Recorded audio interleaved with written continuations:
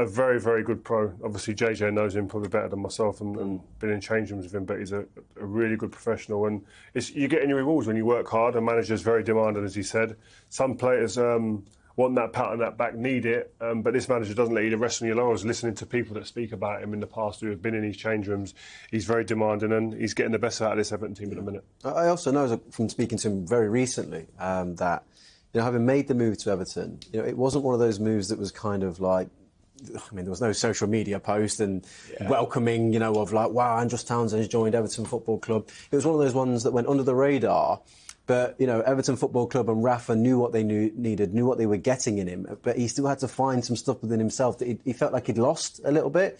And it's been great to see him get off to such a good, positive start and repaying, as you said, the faith in the manager and the football club with the goals. Because he's got that in him. It was just about finding it again. And Demore Gray is exactly the same. Yeah. I mean, those two players, mate. 1.7. You said. I was going to say that 2 finds of the season in terms of what you're getting with Andros Townsend in terms of work rate and stuff. But Demore Gray kind of just slipped off the radar. Had a spell where he was very much in and out at Leicester. Didn't probably fulfil his potential. He was on the bench for England at one point. Went to Bayer Leverkusen and then pops up for just short of £2 million. It's unbelievable still, and the output, the goals, they were a thorn in Manchester United's side, both of them today. Well, Everton were going through a little phase as a football club where 40 million was becoming the standard fee for an attacking player, and not all of them have paid off. And the recruitment this year has been a lot more kind of streamlined. And bringing in these 2 players, it sounds crazy to say, because they could be 2 of the signings of the season, just based on the number alone. It's so low. But 1.7 million for the scary. It is really scary. I'm really got to maintain that consistency. To talk about Demore particularly, because when you look at a player who I think he made 2 appearances for Leicester last season, they sold him in January. He was then bought by Leverkusen for £2.5 million, and then they took £1 million hit on him to get him out of the football club. And you sort of think, wow, this is the beginning of a downward trajectory. How do you suddenly find this kind of form and this kind of belief as a professional footballer? How do you both read this story? I think you've got to find... We were talking about this off air. I think you've got to find a manager that believes in you. I played under, for instance, Capello. I weren't sure when he first came if he fancied me or not. When you're in that position where you're not sure if the managers really are on your side or really does believe in you, it's not a good place to be. It doesn't breed any confidence. And especially attacking players, they feed off confidence. They feed off arm around the shoulder, a belief that they can feel from the manager. And I don't think he really felt convinced that maybe Brendan and the manager he had at Bayer Leverkusen felt like that. Whereas here, he's straight into the team from nowhere, confident straight away. The manager is just the fact he's put him in the team to start is enough for someone like Demore Gray, who hasn't really felt that as much in his career probably as he would have liked since he left Birmingham. I think by all accounts as well, I think, again, it goes back to good management from Rafa Benitez. I think from what I've heard, he maintained a connection with Demore even before he'd even signed for Everton.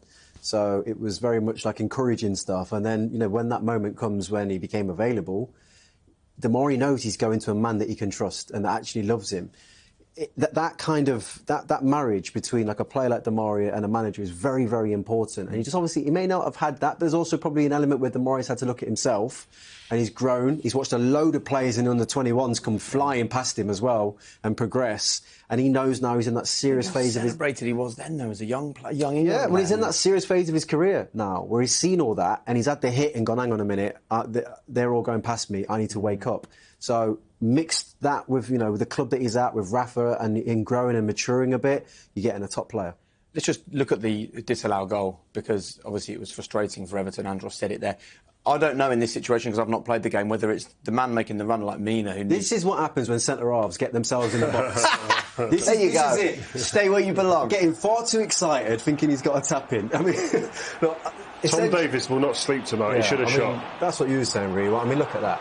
Shoot, man. Just shoot. You can feel when someone's offside. Yeah. In them positions, when you're passing the ball forward, you can almost feel when someone's ahead of you there. Because your vision on your left-hand side, Tom Davies would have... I'm sure he would... You just know, you've got a feeling that he might be offside.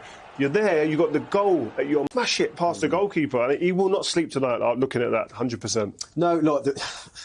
It's difficult as a midfield player. You're constantly passing, and you're looking for, you're working out solutions and percentages at that point. You're going, right, where's the option that we're going to guarantee a goal here? And he's thought, there's a guaranteed goal. If he shoots and there's a deflection, then there's another option there. But he definitely should shoot. You've got to know your players as well. As a centre half, you ain't passing there. He might miss. You're right. He might miss. You can pick your pen up while we hear from Rafa Benitez. The one you threw. As if. Here's Rafa. Pick it up. Very proud of your side this afternoon. Yeah, obviously really pleased because to come here and to perform the way that we were performing, I think we were nearly there, very close. The chances that we had, the way that we were defending, I think against a very good team, you have to be really proud of the players and everyone. Are you talking about that little chance at the end? You thought you got it? I didn't see, so I was watching the linesman, and now with the VAR you have to wait, but I think it was a chance. So maybe Davis, if he can shoot and finish, we were talking about another thing, but anyway, really pleased with the effort, the commitment, and the way that we were doing things on the pitch during 90 minutes. Was that the game plan that you wanted, that counter-attacks? I was not thinking about to concede a goal, but okay, we did it. Then we have to manage. What I told them is that we were doing well. We conceded in the last 3 or 4 minutes in the first half. It was a pity because the team was working hard. And I was a little bit worried because they have players on the bench that they can make the difference, and we needed to keep the intensity, and that was not easy against a very good team. So that is the reason that I'm more pleased, because in the second half the team reacted well, and still we have chances to win the game. That goal from Townsend was a fantastic breakaway, wasn't it? Yeah, I think that he's doing well. We know that his commitment is there, but also his quality. So, but this is a game that the team has won. So it's not just has drawn in this case. It's not that one player that doing well. That he was fantastic, but the rest of the team working so hard to get a point here that, as I said before, could be even better. Absolutely, a team performance. But we have to give an honourable mention to Damari Gray as well. He had a great game. Yeah, I think it was not easy for him the last game because he was a little bit tired, and then still he played well. And to play at the level that he played this game.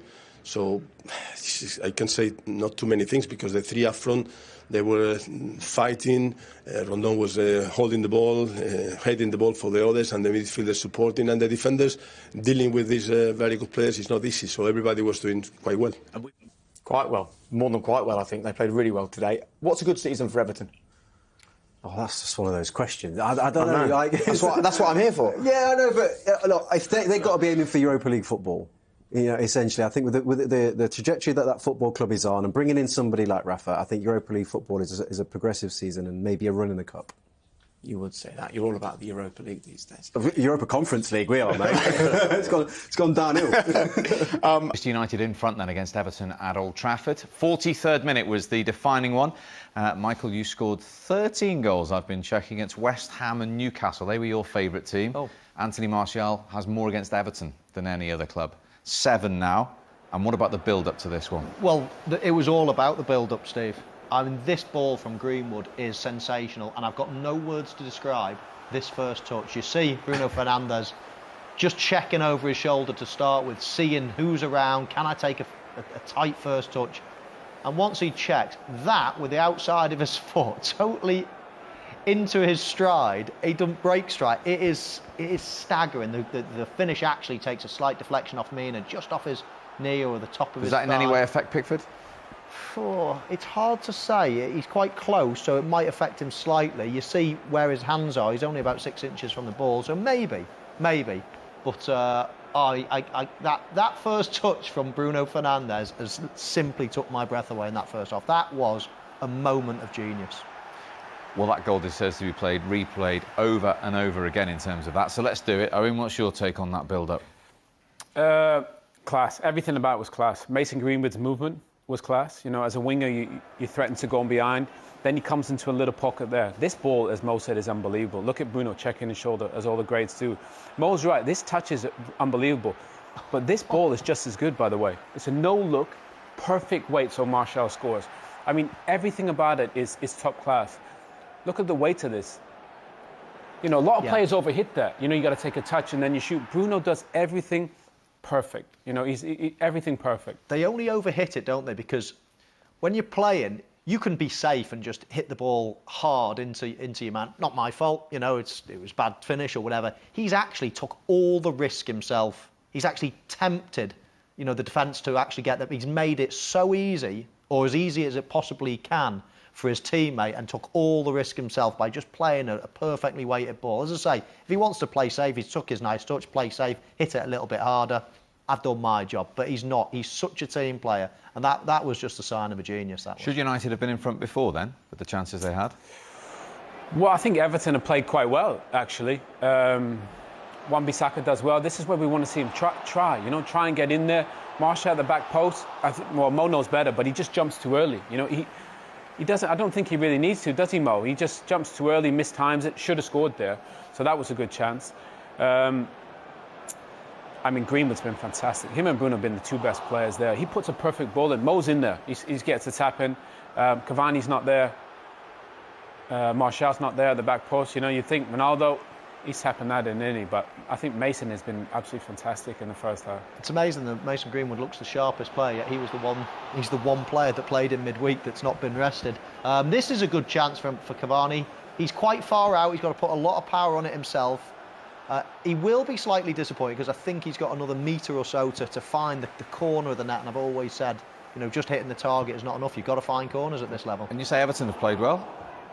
They've had more shots than United. They don't have much of the ball, but we said before the game they're dangerous, very dangerous. And I think if they got Calvert-Lewin and Richarlison playing, they're in the level at least. They give a good account of themselves. Defensively, they're sound. In midfield, Doucouré's been terrific. We've seen Demarai Gray play central, just breezes by Fred.